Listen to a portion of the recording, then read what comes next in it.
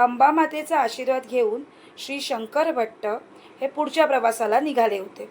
ठीक आहे, ते इथून आपण थांबलो होतो. त्यानंतर तिचा आशीर्वाद घेऊन थोड्या अंतरावर जेव्हा शंकर भट्ट आले त्यावेळेला ते मरुत्व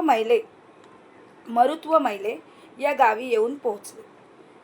लंकेतील राम आणि कृष्ण यांच्या संग्रामात जेव्हा लक्ष्मणाला इंद्रजिताची शक्ती लागली होती आणि अवचेतन अवस्थेत म्हणजे बेशुद्धीत श्री लक्ष्मण असताना हनुमंताने संजीवन बुटीसाठी द्रोणागिरी पर्वत उचलून आणला होता. लक्ष्मण संजीवन बुटीने सजीव झाल्यानंतर हनुमंत तो पर्वत स्वस्थानी घेऊन जात होता. म्हणजे द्रोणागिरी पर्वत जिथून उचलून आणला हनुमंतांनी त्या ठिकाणी परत नेण्यासाठी हनुमंत चालले होते. तर त्यावेळेला त्याचा एक मोठा तुकडा, त्या द्रोणागिरी पर्वताचा एक मोठा तुकडा हा एका विशिष्ट ठिकाणी पडला आणि त्यामुळे त्याचेच नाव मरुत्वमैल पर्वत असं पडलेलं आहे. आणि हे स्थान अत्यंत रम्य असून तेथे गुहा आणि सिद्धपुरुष गुप्त रूपाने तपस्या करत आहेत असं श्री शंकर भट्ट सांगत आहे. It is a kind of a monologue. So it is a trivial monologue as I am telling you again and again.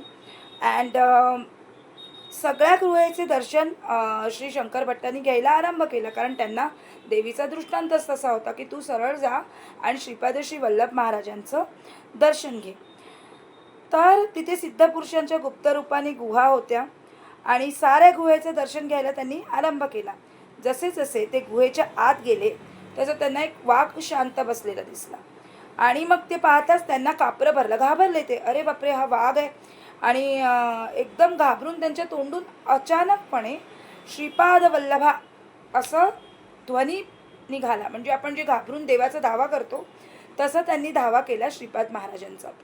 आणि श्रीपाद महाराजांचा श्रीपाद वल्लभा असा जेव्हा धावा केला त्यावेळेला त्या निर्जन अरण्यात इतका मोठा आरोळी ठोकल्यासारखा त्यांचा आवाज होता. म्हणजे हा आत्ताचा काळ नाही आहे, हा काळ श्रीपाद महाराजांचा समकालीन काळ आहे. त्यामुळे किती अरण्य गडद असू शकतं याचा आपण विचार करायला पाहिजे. आणि त्या आवाजाने एक वृद्ध तपस्वी बाहेर आले आणि म्हणाले, अरे बाबा तू धन्य आहेस. तर या अरण्यात श्रीपाद श्री वल्लभ नावाचा प्रतिध्वनी झाला आणि श्री दत्त प्रभूंनी श्रीपाद या नावाने अवतार घेतल्याचे योगी, ज्ञानी, परमहंस लोकांनाच माहीत आहे. फार थोड्या लोकांना अवगत होते की श्रीपाद महाराजांनी जन्म घेतलेला आहे. आणि तू भाग्यवान आहेस आणि तू पुण्यस्थळी, हे पुण्यस्थळच आहे जिथे सिद्ध तपश्चर्या करत बसलेले असतात, ते पुण्यस्थळच आहे.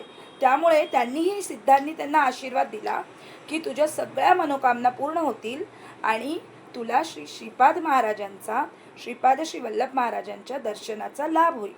तर असा आशीर्वादाने आपण पुढे जात असतो.